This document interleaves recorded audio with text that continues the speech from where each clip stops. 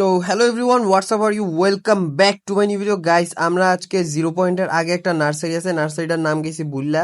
নার্সারির নাম বলা যাবে না, নাইলে এই জায়গাটা বাইরে লই যাবে, বেটা তো আমার টাকা পয়সা দেবে না, এই জন্য এই জায়গার নাম বলে লাভ নাই। দেখো ভাই, নার্সারিটা অনেক বড় এবং অনেক সুন্দর। দেখো ভাই, কত সুন্দর পরিবেশ।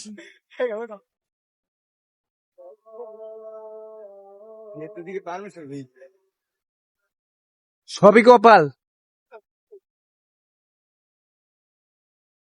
এগুলো কি চেনো? এটা what is it? This is mango.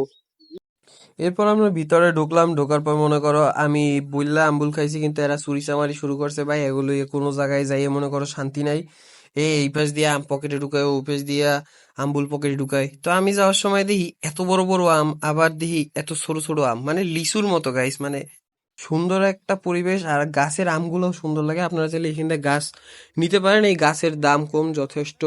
আমাদের বরিশালের ওইদিকে, শহরের ওইদিকের গাছের যেরকম দাম তার থেকে খুবই কম।